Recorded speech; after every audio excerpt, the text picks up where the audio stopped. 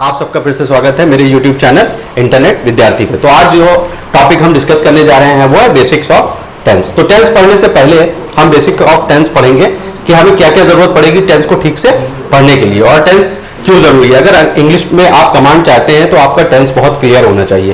तो आज आप मेरे साथ रहेंगे तो आपको टेंस पूरी तरह से क्लियर हो जाएंगे। तो चलते हैं टेंस की तरफ। तो जैसे कि आपको पता है कि टेंस क्या होता है। टेंस को अगर हिंदी में बताते हैं तो कहते हैं काल कहते हैं, लेकिन काल एक बड़ा शब्द है, नहीं समझ में आता है।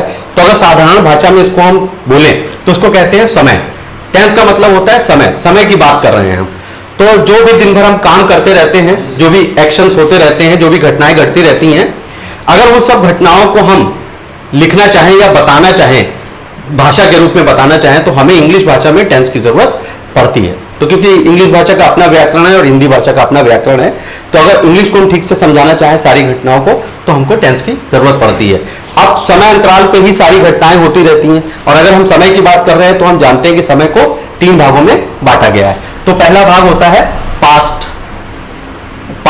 पास्ट वो समय होता है जो कि बीत चुका होता है, जिसको हम हिंदी में भूतकाल कहते हैं। तो पास्ट टेंस में वो घटनाएं आएंगी जो पहले हो चुकी हैं।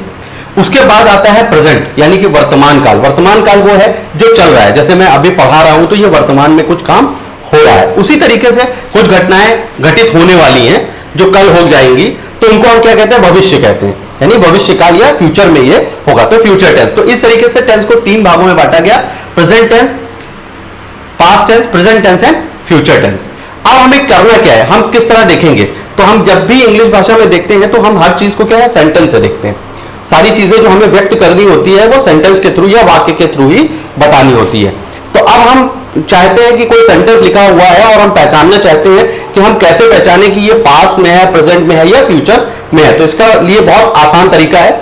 आप जो भी वाक्य दिया हो या सेंटेंस दिया हो उसके लास्ट में चले जाइए, उसके अंत में चले जाइए और देखिए कि उसमें कौन सी पहचान दी है। तो अगर कोई वाक्य पास्ट का होगा तो उसके वाक्य के अंत में आप देख लीजिए था, थी या थे जैसे शब्द मिलेंगे।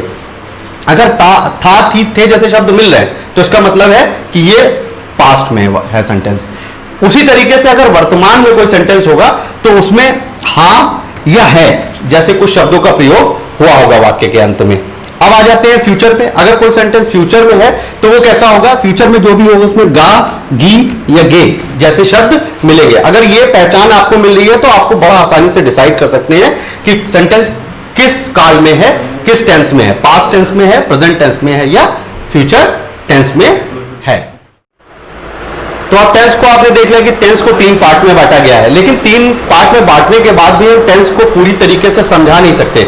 यानी हम अगर प्रेजेंट टेंस को ही हम बांटे तो हम देखें कि काम जो है अलग अलग तरीके से होता है, अलग अलग टाइम जोन में होता है। कि अगर हम एक ही बात को एक ही तरीके से बताना चाहें तो हम पूरी तरीके से ये नहीं कह सकते। प्रेजेंट में भी उसके पार्ट करने पड़ेंगे या पास्ट में भी उसके पार्ट करने पड़ेंगे और फ्यूचर में भी उसके पार्ट करने पड़ेंगे, तभी हम बात को पूरी तरीके से बता सकेंगे। तो इसीलिए जो इंग्लिश में टेंस को फिर फर्दर डिवाइड किया गया है 4-4 पार्ट में। यानी कि पहले टेंस को 3 पार्ट में डिवाइड किया गया, फिर उनके 4-4 पार्ट और बना दिए गए। तो वो क्या होता है आइए समझते हैं। तो सबसे पहले हम आ जाते हैं को इन पार्ट्स के नाम क्या होते हैं। तो पहले का नाम रखा गया इंडेफिनिट टेंस, नाम होता है इंडेफिनिट टेंस। इसको सिंपल भी कहते हैं, सिंपल टेंस भी कहते हैं।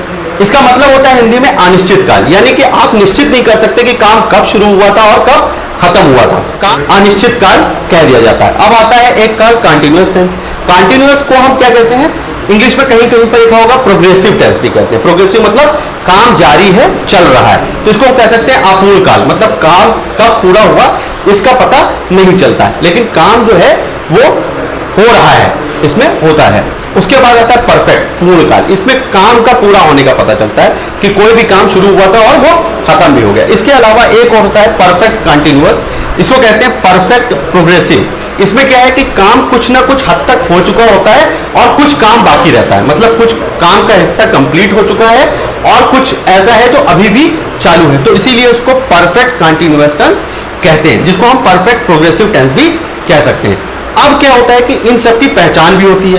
तो पहचान क्या होती है आपको बताते हैं। तो सबसे पहले अगर आप इंडेफिनिट टेंस लेते हैं तो उसकी पहचान क्या होती है, वाक्य के अंत में क्या होता है, ता, ती या ते जैसे शब्दों को आपको ढूंढना होता है। ता ती ते जैसे शब्द अगर आते हैं तो वो इंडेफिनिट को बिलोंग करते हैं। उसी तरीके से अगर हम कंटीन्यूअस में आते हैं तो हम देखते हैं शब्द रहा, रही और रहे जैसे शब्द वाक्य के अंत में मिलते हैं। उसके बाद आते हैं परफेक्ट में। परफेक्ट में पहचान होती है चुका, चुकी, चुके जैसे शब्द वाक्य के अंत में होते हैं, तो ये बताते हैं कि ये परफेक्ट है। और परफेक्ट कंटीन्यूअस में आते हैं तो फिर आप देख रहे हैं क्योंकि कंटीन्यूअस शब्द आया है तो वही पहचान हमको मिलती है रहा, रही और रहे। लेकिन इसमें एक कंडीशन बना दी गई है कि इसके साथ लेकिन, इसके साथ क्या लिखना है, लेकिन समय भी होगा, यानी कि कुछ समय भी होगा, निश्चित समय का। मैं 2 घंटे से काम कर रहा हूं तो यानी कि 2 घंटे से कुछ काम कर लिया और कुछ काम बाकी है। तो इस तरीके से आपको परफेक्ट कंटीन्यूअस की पहचान भी मिलेगी। तो अभी तक आपको पता चला कि टेंस को 3 पार्ट में बांटा गया था, प्रेजेंट, पास्ट और फ्यूचर में। उसके बाद उसके 4 पार्ट और किए गए जरूरत के हिसाब से, जिनका नाम रखा था हमने indefinite, continuous, perfect and perfect continuous. अब देखते हैं कि हम इनको मिला कैसे देते हैं। तो जैसे इनके 4 प्रेजेंट के अगर हम साथ में मिला दें तो कैसे बनेगा, प्रेजेंट में क्या हो जाएगा, प्रेजेंट इंडेफिनिट टेंस पहला बन जाएगा, फिर प्रेजेंट कंटीन्यूअस टेंस बनेगा, प्रेजेंट परफेक्ट टेंस बनेगा और प्रेजेंट परफेक्ट कंटीन्यूअस टेंस बनेगा। उसी तरीके से पास्ट के भी 4 प्रकार हो जाते हैं। पहला होता है पास्ट इंडेफिनिट टेंस, दूसरा होगा पास्ट कंटीन्यूअस टेंस, तीसरा होगा पास्ट परफेक्ट टेंस और चौथा होगा पास्ट परफेक्ट कंटीन्यूअस टेंस। उसी तरीके से फ्यूचर में भी हमने 4 प्रकार बना दिए। फ्यूचर के हो गए future indefinite tense, future continuous tense, future perfect tense and future perfect continuous tense. अब जैसा कि हमने पहले देखा था कि प्रेजेंट की पहचान हा, है या है जैसे शब्द होते थे और इंडेफिनिट की पहचान क्या बताई थी, ता ती ते जैसे शब्द होते थे। अब क्योंकि दोनों को हमने एक साथ मिला दिया है तो अब देखिए पहचान क्या मिलेगी। वाक्य के अंत में हमको क्या देखना होगा, अगर वो प्रेजेंट इंडेफिनिट का है तो ता है, ती है, ते है जैसे शब्द हमको मिलेंगे। अगर यही प्रेजेंट कंटीन्यूअस टेंस का होगा तो वाक्य के अंत में हमको क्या देखना है, पहले देखना है रहा है, साथ में है लगा होगा, रहा है, रही है और रहे हैं शब्द हो जाना चाहिए। उसके बाद हम परफेक्ट पे आ जाएंगे। परफेक्ट कंटीन्यूअस, अगर प्रेजेंट परफेक्ट को देखेंगे तो उसमें क्या होना चाहिए, आखिरी में होना चाहिए चुका है, चुकी है, चुके हैं। उसके बाद देखेंगे प्रेजेंट परफेक्ट कंटीन्यूअस टेंस को, तो प्रेजेंट परफेक्ट कंटीन्यूअस में भी कंटीन्यूअस है तो आपको पता है रहा है, रही है, रहे हैं देखेंगे, लेकिन साथ में किसी समय का भी बोध उसमें होगा कि वो 3 दिन से ये काम कर रहा है, तरीके से आपको समय का भी बोध होता है। फिर आते हैं पास्ट में। पास्ट टेंस में अगर हम देखते हैं अगर वो इंडेफिनिट में होगा तो इसमें आ, ई, ए जैसे शब्द होंगे या ता, था जैसा वर्ड आपको वाक्य के अंत में मिलेगा। यहां पे थोड़ा सा एक्सेप्शन है, पास्ट इंडेफिनिट जब पूरा होगा तब मैं बताऊंगा कि किस तरीके से इसको और ध्यान से समझना है। ठीक है, आगे चलते हैं। पास्ट कंटीन्यूअस टेंस की अगर हम बात करते हैं तो पास्ट कंटीन्यूअस टेंस में अगर हम देख रहे हैं तो फिर हमको रहा था, रही थे और रहे थे जैसे शब्द मिलने चाहिए। उसके बाद पास्ट परफेक्ट में आ जाते हैं तो क्या होगा, चुका था, चुकी थे, चुकी थे जैसे शब्द मिलने चाहिए। उसके बाद आते हैं पास्ट परफेक्ट कंटीन्यूअस में, फिर वही होगा रहा था, रही थे, रहे थे जैसे शब्द मिलेंगे लेकिन समय होगा। उसके बाद आते हैं फ्यूचर में। अब फ्यूचर में क्या पहचान होगी, फ्यूचर इंडेफिनिट की जो पहचान होगी गागी गेही होती है। उसके बाद फ्यूचर कंटीन्यूअस की पहचान क्या होगी, रहेगा या रहेगी जैसे शब्द मिलेंगे।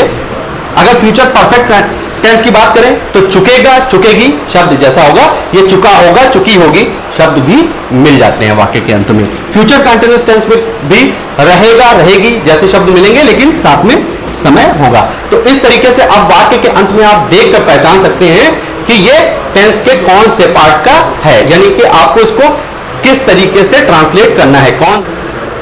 तो अब आपको टेंस क्लियर हो गया कि कैसे टेंस को देखना है और क्या क्या पहचान होती है। अब हम आते हैं सेंटेंस पे, क्योंकि बहुत जरूरी है कि जब भी हमको मिलता है कोई सेंटेंस मिलता है जिसको हमको ट्रांसलेट करना होता है और नियमों को लगाना होता है, तो उससे पहले हमें क्या करना पड़ेगा, सेंटेंस को समझना पड़ेगा कि उसका स्ट्रक्चर कैसा होता है। तो आइए चलते देखते, जैसे मैंने एक सेंटेंस लिया, हम सड़क पर दौड़ते हैं। तो अगर हम इस सेंटेंस के पार्ट करें, इसको अलग अलग भाग में विभाजित करें तो हम देखते हैं कि ये 3 पार्ट में बढ़ जाता है। तो पहला क्या होता है, एक हम है इसके अंदर, एक सड़क है इसके अंदर और एक दौड़ते हैं, ये तीन चीजें हैं। तो पहले हमको क्या कहते हैं, हम सब्जेक्ट कहते हैं। अभी हम हिंदी की ही बात कर रहे हैं, अभी हम जो है हिंदी के सेंटेंस की बात कर रहे हैं। सब्जेक्ट होता है प्लस इसमें हम क्या देखते हैं, उसके बाद क्या है, सड़क है, सड़क को क्या बोलेंगे हम, ऑब्जेक्ट बोलेंगे। तो हम ऑब्जेक्ट लिख देते हैं उसको। फिर अब देखते हैं दौड़ते हैं, दौड़ते हैं क्या होती है, क्रिया होती है, क्रिया यानी वर्ब होती है। तो अगर हिंदी में हम उसको लिखें तो हो जाएगा सब्जेक्ट मतलब कर्ता, ऑब्जेक्ट यानी कि कर्म, वर्ब यानी कि क्रिया। तो मूल रूप में अगर हम देखें तो यह सेंटेंस इन तीन पार्ट से मिलकर बना हुआ होता है। अब इंग्लिश को अगर हम इसमें ट्रांसलेट करें तो देखिए इसमें क्या अंतर आता है। तो हम के लिए क्या लगाना चाहिए, हमको वी लगाना चाहिए। वी के बाद क्या करते हैं, हम दौड़ रहे हैं, दौड़ते हैं, तो हमें क्या करना चाहिए, वी रन। वी रन, कहां दौड़ रहे हैं, रोड पे, on the road. We run on the road. अब अगर आप देख रहे हैं इसमें ते है लगा हुआ है, तो हमको पता चल रहा है कि ये कौन सा टेंस है। पहचान हमने देखी, क्या लगा हुआ है, ते है लगा हुआ है, यानी कि हमें पहचान मिली, पहली मिली है, तो है से हुआ कि ये प्रेजेंट है, तो हम डिसाइड कर लिया कि भाई ये प्रेजेंट से बनेगा। फिर हमने देखा ये कि क्या है, ते है, ते है, तो हमने देखा इंडेफिनिट में ते आता है, तो दोनों को मिलाकर डिसाइड किया कि जो पहचान दिखा रही है वो क्या दिखा रही है कि ये प्रेजेंट इंडेफिनिट टेंस का एक सेंटेंस है जिसको हमको चेंज करना है। तो अब हम अगर नियमों अनुसार देखें तो हमने इसको जब इंग्लिश से हिंदी से इंग्लिश में चेंज करा, ट्रांसलेट किया, तो हमने क्या पाया कि हमारा सब्जेक्ट के नीचे ही आया, सब्जेक्ट जो है वो सब्जेक्ट के नीचे आया। लेकिन उसके बाद हमने देखा कि हमारे पास क्या आ गई, क्रिया आ गई यहां पे, यानी कि वर्ब आ गई। उसके बाद हमारा ऑब्जेक्ट जो था वो आखिरी में चला गया। तो आप देख सकते हैं कि इंग्लिश से हिंदी में जब चेंज किया, अगर हिंदी में भी हम लिख देते हैं तो आपको समझ में आ जाएगा।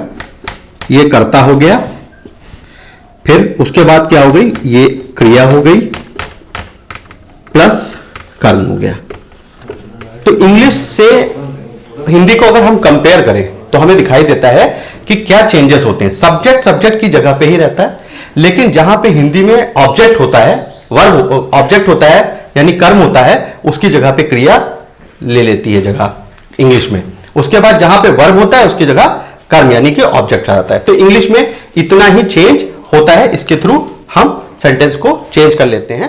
तो अभी आपने देखा कि आपने किस तरीके से हमने हिंदी और इंग्लिश के सेंटेंस को कंपेयर किया, बनाया और देखा कि कुछ फार्मूला मिला और किस तरीके से अलग अलग होता है। अब हमें इंग्लिश में एक फार्मूला मिल गया है, वो एक्चुअली में यूनिवर्सल फार्मूला है जो हमें मिला है, जिसमें सब्जेक्ट, वर्ब और ऑब्जेक्ट रहेगा। तो अब जितने भी सेंटेंस हम टेंस के थ्रू बनाएंगे उसमें हमें यही फार्मूला लगाना है, इसके अलावा दूसरा फार्मूला नहीं लगाना है। अब इस बेसिक फार्मूले में होगा क्या, ये जो यूनिवर्सल फार्मूला है उसमें क्या किया जा सकता है, इस फार्मूले को कहीं भी चेंज नहीं किया जा सकता, हम इसको एक्सपेंड जरूर कर सकते हैं। जैसे अब क्या हो जाएगा, हमारा सब्जेक्ट तो रहेगा ही रहेगा, लेकिन उसकी जगह वर्ब के साथ एक हेल्पिंग वर्ब भी आ जाया करेगी, हेल्पिंग वर्ब आ जाएगी। जब हेल्पिंग वर्ब साथ में होगी तो हम कहेंगे मेन वर्ब, हेल्पिंग वर्ब के साथ कहेंगे तो मेन वर्ब कहेंगे उसको, फिर हम कहेंगे ऑब्जेक्ट। तो इस तरीके से इस फार्मूले में हम बनाएंगे। अब हम समझने की कोशिश करते हैं कि इसके जो सारे पार्ट हैं वो कैसे काम करते हैं। तो सबसे पहले हम क्या है, सब्जेक्ट को देखते हैं कि सब्जेक्ट कितनी तरह का होता है। तो अब जो हमें बेसिक फार्मूला मिला या यूनिवर्सल फार्मूला मिला कि subject, helping verb, main verb और ऑब्जेक्ट होता है, तो हम एक एक करके चलते हैं। सबसे पहले हम देखते हैं कि सब्जेक्ट को हमको जब ट्रांसलेट करना है तो क्या देखना होता है। तो अगर इंग्लिश लैंग्वेज में देखें तो सब्जेक्ट को तीन पार्ट में बांटा गया है, पर्सन के रूप में बांटा गया है। पहले बोलते हैं फर्स्ट पर्सन, सेकंड पर्सन और थर्ड पर्सन। फर्स्ट पर्सन वो होता है जो आप अपने बारे में बात करते हैं, अगर आप खुद के बारे में बात कर रहे हैं तो आप फर्स्ट पर्सन है। तो फर्स्ट पर्सन में क्या रखा गया, आई और वी को फर्स्ट पर्सन मानकर चलते हैं। उसके बाद सेकंड पर्सन वो होता है जो सामने वाला होता है, जिससे आप बात कर रहे होते हैं, तो उसको कहते हैं सेकंड पर्सन यानी कि यू। थर्ड पर्सन होता है, हम उसको इंग्लिश लैंग्वेज में मानते हैं कि जिसके बारे में बात कर रहे हैं हम दो लोग, जैसे कि फर्स्ट पर्सन और सेकंड पर्सन जिस चीज के लिए बात करते हैं वो होता है थर्ड पर्सन। तो थर्ड पर्सन जो इंग्लिश में होते हैं वो होते हैं ही, शी, इट, दे और सारे नाम, यानी कि जितने भी नेम होते हैं वो या नाउन कह सकते हैं, सारे के सारे थर्ड पर्सन होते हैं। तो अभी आपने सब्जेक्ट देखा, अब चलते हैं हेल्पिंग वर्ब पे। तो सब्जेक्ट के बाद आप देखते हैं कि हेल्पिंग वर्ब रखा जाता है तो हेल्पिंग वर्ब में हमें क्या क्या ध्यान रखना है, क्या क्या हेल्पिंग वर्ब होती है। हेल्पिंग वर्ब की जरूरत हमें इसलिए पड़ती है क्योंकि अगर हर एक सेंटेंस में हम कैसे आइडेंटिफाई करें कि कौन सा सेंटेंस अगर इंग्लिश में लिखा है तो ये कौन सा टेंस है। हिंदी में तो आप पहचान ता ती ते के तो या रहा रही देखकर पहचान लेंगे कि ये कौन सा टेंस है, लेकिन हिंदी से इंग्लिश में ट्रांसलेट कर लेंगे। लेकिन खाली अगर इंग्लिश में ही लिखा मिले तो आपको कैसे समझ में आएगा ये कौन सा टेंस है। तो उसमें जो जरूरत पड़ती है वो पड़ती है हेल्पिंग वर्ब की, और ट्रांसलेट करने के लिए भी हमें हेल्पिंग वर्ब चाहिए होती है। तो आप देखते हैं कि कौन कौन सी हेल्पिंग वर्ब किस किस टेंस में कहां पर लगती हैं। तो जैसे कि अगर हम प्रेजेंट देखें, प्रेजेंट के इंडेफिनिट में जो हमारी हेल्पिंग वर्ब होती है वो होती है डू और डस। अब क्योंकि डू और डस दो हेल्पिंग वर्ब दी गई है तो इसको किस तरीके से आप लगाते हैं। तो डू अगर होती है तो जो भी प्लूरल नंबर होता है, प्लूरल नंबर का मतलब है बहुवचन, अगर बहुवचन होता है तो डू लगाते हैं, और अगर एक वचन होता है यानी कि सिंगुलर नंबर होता है तो डस का प्रयोग करते हैं। उसी तरीके से अगर प्रेजेंट कंटीन्यूअस टेंस है तो उसमें हम कैसे हेल्पिंग वर्ब यूज करते हैं। हमारी हेल्पिंग वर्ब होती है is, am and are. Is कहां पे यूज करते हैं, सिंगुलर नंबर के साथ। आर कहां यूज करते हैं, प्लूरल नंबर के साथ। और आई के साथ एम का प्रयोग करते हैं, केवल आई के साथ। उसके बाद आता है प्रेजेंट परफेक्ट टेंस, इसमें भी दो है हेल्पिंग वर्ब, हैज और हैव का यूज करते हैं। तो अब आप समझ गए होंगे हैज को किसके साथ, सिंगुलर नंबर के साथ यूज करते हैं, प्लूरल नंबर के साथ हैव का यूज करते हैं। उसी तरीके से हैज बीन, हैव बीन को भी हम सिंगुलर नंबर के साथ हैज बीन और प्लूरल नंबर के साथ हैव बीन का यूज करते हैं। अब आ जाते हैं हम पास्ट की तरफ। पास्ट में हमारे पास हेल्पिंग वर्ब जो है इंडेफिनिट में वो एक ही है, डिड, जिसका यूज हम सारे चाहे सिंगुलर नंबर हो चाहे प्लूरल नंबर हो दोनों के साथ करते हैं। आप अगर पास्ट कंटीन्यूअस टेंस की बात करें तो इसमें दो हेल्पिंग वर्ब मिलती है, एक मिलती है वॉज और एक मिलती है वर। तो वॉज का यूज हम जो है वो सिंगुलर नंबर के साथ करते हैं और वर का प्रयोग हम प्लूरल नंबर के साथ करते हैं। उसी तरीके से पास्ट परफेक्ट टेंस लेंगे तो इसमें भी एक ही हेल्पिंग वर्ब हैड का यूज होता है। तो यहाँ पे आपको कुछ सोचना नहीं है, चाहे वो सिंगुलर नंबर हो या प्लूरल नंबर हो, दोनों के साथ हैड का यूज कर लीजिए। हैड बीन के साथ यानी कि पास्ट परफेक्ट टेंस में भी हैड बीन का यूज करना के लिए आपको कोई भी सब्जेक्ट को देखना नहीं पड़ेगा कि वो सिंगुलर नंबर है या प्लूरल नंबर है। अब हम आ जाते हैं फ्यूचर में। फ्यूचर इंडेफिनिट में हमारा जो हेल्पिंग वर्ब होता है वो होता है शैल और विल। शैल और विल का प्रयोग कैसे किया जाता है, यहाँ पे थोड़ा सा सिंगुलर नंबर और प्लूरल नंबर से हट के बात करी जाती है। यहाँ पे विल जो है वो सभी के साथ लगाया जाता है और शैल को खाली आई और वी, यानी कि अभी आपको जैसे पता था फर्स्ट पर्सन के साथ शैल का यूज करते हैं, बाकी जितना सेकंड पर्सन और थर्ड पर्सन बचता है उसके साथ विल का यूज हम कर लेते हैं। उसी तरीके से विल बी शैल बी के साथ भी वही रहता है, विल बी शैल बी को फर्स्ट पर्सन के साथ यूज करते हैं आई और वी के साथ, बाकी जितना भी पड़ता है सेकंड और थर्ड पर्सन उसको हम विल के साथ यूज कर लेते हैं। इसमें सारे का सारा नियम इसी चलेगा, विल और शैल है तो आई और वी को हम क्या करेंगे, फ्यूचर परफेक्ट में भी विल को हम यूज करेंगे सभी के साथ और आई और वी को शैल के साथ यूज कर लेंगे। इसमें will have been shall have been, तो जहां विल शैल लिखा है उसमें आपको और कुछ नहीं देखना है, सिंगुलर और प्लूरल नंबर ही देखना है। आपको क्या देखना है, आपको देखना है फर्स्ट पर्सन आई वी को शैल के साथ यूज कर लिया और बाकी जो भी बच जाता है उसको विल यूज कर लिया जाता है। तो इस तरीके से आप हेल्पिंग वर्ब को कर सकते हैं। इसके बारे में ज्यादा जानने के लिए हम जब टेंस पढ़ेंगे प्रॉपर वे में एक एक करके पार्ट में पढ़ेंगे तो उसमें इसकी बात और करी जाएंगी। तो अब हम आ जाते हैं अपने यूनिवर्सल फार्मूला के नेक्स्ट पार्ट यानी कि मेन वर्ब या वर्ब पे। तो वर्ब को हम कैसे देखते हैं कि हमें बार बार तरह तरह की वर्ब लगानी पड़ती है, अलग अलग टाइप की वर्ब लगाते हैं। तो वर्ब जो रहता है अगर हम स्पेशली देखें तो चार तरीके की होती हैं। चार तरीके की वर्ब हम यूज करते हैं अपने टेंस में जब हम ट्रांसलेशन करते हैं। तो पहली वर्ब बेस फॉर्म कहलाती है, बेस फॉर्म या फर्स्ट फॉर्म भी इसको कहते हैं। उसके बाद सेकंड फॉर्म जो होती है उसको पास्ट फॉर्म कहते हैं या सेकंड फॉर्म कहा जाता है। उसके अलावा होती है past participle form, past participle form को थर्ड फॉर्म बोलते हैं। उसी के साथ होती है एक आईएनजी फॉर्म, यानी कि जितनी बेस फॉर्म होती है उसके साथ आईएनजी जोड़कर फॉर्म जो बनाई जाती है वो बेस फॉर्म आईएनजी जो कि कंटिन्यूअस में यूज होती है। उसी तरीके से परफेक्ट में आप देखेंगे तो हमेशा थर्ड फॉर्म ही यूज होती है। एक्टिव पैसिव में अगर पैसिव फॉर्म लेते हैं तो थर्ड फॉर्म यूज होती है। तो अब देखते हैं कैसे होता है। तो अगर फर्स्ट फॉर्म जैसे बेस फॉर्म हमने ली गो, तो सेकंड फॉर्म उसकी बनती है वेंट, थर्ड फॉर्म बनती है गॉन और आईएनजी फॉर्म बनती है गोइंग। उसी तरीके से अगर हम अराइज लेते हैं तो अराइज की सेकंड फॉर्म बनती है अरोज, थर्ड फॉर्म बनती है अराइज एंड एंड और आईएनजी फॉर्म बनती है अराइजिंग। अब एक तरीके से, और ये तो दो अलग अलग होंगे, इसके फर्स्ट फॉर्म, सेकंड फॉर्म और थर्ड फॉर्म में आप देखेंगे कि चेंज हो जाता है।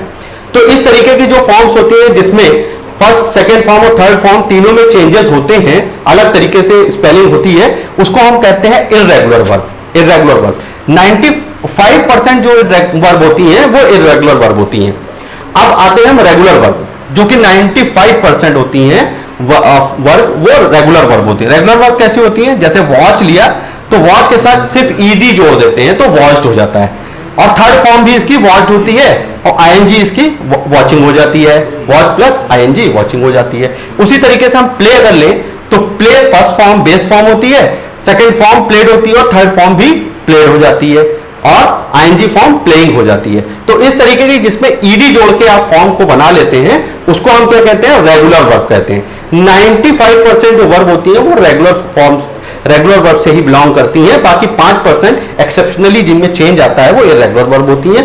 अब अगर आप वर्ब को जानना चाहते हैं तो इसका चार्ट हर ग्रामर की किताब में दिया होता है, वहां जाके आप देखकर याद कर सकते हैं। और इस पे मैं एक अलग वीडियो भी बनाऊंगा कि कैसे वर्ब को पहचानते हो, कैसे वर्ब को बनाया जाता है। लेकिन यहां पर इतनी ही जरूरत है हमें टेंस को समझने के लिए। तो अब हम चलते हैं अपने वीडियो के अगले पार्ट में। तो अब हम आ गए हैं वीडियो के लास्ट पार्ट में, यानी कि ऑब्जेक्ट में। तो ऑब्जेक्ट क्या होता है? जैसे कि आपको पता ही है कि जिस पर काम किया जाता है वो ऑब्जेक्ट है। तो कभी कभी सब्जेक्ट भी ऑब्जेक्ट की तरह काम करता है। जैसे अगर कहें कि मैं उससे बात करता हूं तो आई टॉक हिम, तो इस यहां पर मैंने बात किससे की? उससे बात की। तो यहां पे उस शब्द के लिए, वो शब्द के लिए ही नहीं लगा के हमने हिम लगाया, क्योंकि ये ऑब्जेक्ट बन गया है। क्योंकि मैं काम करने वाला हूं और मैं किस पर काम करता हूं? सामने वाले पे काम करता हूं। तो इस तरीके से ऑब्जेक्ट में भी चेंज करने की जरूरत पड़ती है। तो ऑब्जेक्ट कितनी तरीके के होते हैं अब ये देख लेते हैं। तो जैसे सब्जेक्ट अगर आई होता है तो उसका ऑब्जेक्ट मी बन जाता है। अगर सब्जेक्ट यू होता है तो उसका ऑब्जेक्ट यू ही रहता है, कोई चेंज नहीं होता है। लेकिन अगर सब्जेक्ट ही होगा तो उसका ऑब्जेक्ट हिम बनेगा। उसी तरीके से अगर सब्जेक्ट शी होता है तो उसका ऑब्जेक्ट जो है हर बनेगा। अगर सब्जेक्ट इट है तो उसका ऑब्जेक्ट इट ही रह जाएगा, यानी कि यू और इट में कोई भी चेंज ऑब्जेक्ट में नहीं किया जाता है। उसी तरीके से अगर सब्जेक्ट वी है और उसका ऑब्जेक्ट बनाना है तो अस बनाना पड़ेगा हमको। अगर सब्जेक्ट दे होता है तो ऑब्जेक्ट दैम होता है। इसके अलावा एडजेक्टिव फॉर्म और पॉजेसिव फॉर्म भी होती हैं। सब्जेक्ट की एडजेक्टिव फॉर्म और पॉजेसिव फॉर्म भी होती हैं जिनका हम यूज करते हैं। जैसे आई के लिए एडजेक्टिव फॉर्म माई होता है। एडजेक्टिव इसलिए कह रहे हैं क्योंकि इसके साथ कुछ ना कुछ जुड़ा होता है, ये खाली अकेला नहीं होता। माई बुक, माई ब्रदर, इस तरीके का कुछ ना कुछ जुड़ा होता है। तो ये अकेले कभी, माई अकेले कभी नहीं लिखा जाता, इसके साथ कुछ ना कुछ होता है जो बताता है कि वो उसके साथ जुड़ा हुआ है, तो उसको एडजेक्टिव फॉर्म कहते हैं। तो आई की एडजेक्टिव फॉर्म माई हो जाती है, यू की एडजेक्टिव फॉर्म योर होती है। उसी तरीके से ही की एडजेक्टिव फॉर्म हिज हो जाती है, शी की एडजेक्टिव फॉर्म हर ही रहती है, इट की एडजेक्टिव फॉर्म इट्स हो जाती है। उसी तरीके से वी की एडजेक्टिव फॉर्म आर्स हो जाती है, और दे की एडजेक्टिव फॉर्म देयर होती है। अब एक और फॉर्म होती है पॉजेसिव। तो आप जैसे देख रहे हैं कि एडजेक्टिव में सब्जेक्ट का ऑब्जेक्ट होता है, ऑब्जेक्ट के साथ साथ दो फॉर्म और होती है, जिसको एडजेक्टिव फॉर्म या पॉजेसिव फॉर्म, दो फॉर्म्स और होती है। तो वो कैसे होती है?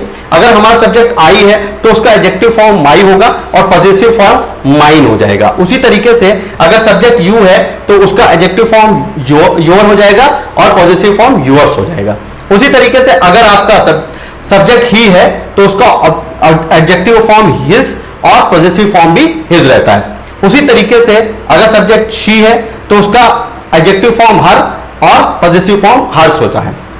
अगर सब्जेक्ट आपका इट है तो उसका एडजेक्टिव फॉर्म भी इट्स और पॉजेसिव फॉर्म भी इट्स ही रहता है। उसी तरीके से अगर हमारा सब्जेक्ट वी है तो हमारा एडजेक्टिव आर होगा और हमारा पॉजेसिव आर्स हो जाएगा। उसी तरीके से अगर दे है तो देयर एडजेक्टिव फॉर्म और पॉजेसिव फॉर्म देयर्स हो जाता है। इस तरीके से हमको फॉर्म्स को चेंज करना पड़ता है। इसका काम हमको क्या होता है? बहुत जरूरत होती है एक्टिव पैसिव में। जब आप एक्टिव पैसिव पढ़ेंगे तो आपको सब्जेक्ट से ऑब्जेक्ट में और ऑब्जेक्ट से सब्जेक्ट में चेंज करने की जरूरत बहुत ज्यादा पड़ती है, तो इस सबको पढ़ना बहुत जरूरी है। तो इस तरीके से मैंने आज ये बेसिक ऑफ टेंस की वीडियो कंप्लीट कर ली है, इसे आप ध्यान से देखें। इसके अलावा टेंस को मैंने पार्ट के रूप में ऑलरेडी बना रखा है, मेरे यूट्यूब चैनल इंटरनेट विद्यार्थी पे पड़ा हुआ है, उसको आप जाकर देखें और ज्यादा से ज्यादा इस यूट्यूब चैनल में जुड़ने की कोशिश करें, जहां फ्री ऑफ कॉस्ट हम आपको इंग्लिश बता रहे हैं बहुत ही आसान तरीके से। हमारा माध्यम हिंदी है, जिससे कि आपको अच्छी तरीके से समझ में आ सके। तो थैंक यू आज की वीडियो के लिए, आप मिलते हैं अगली वीडियो में।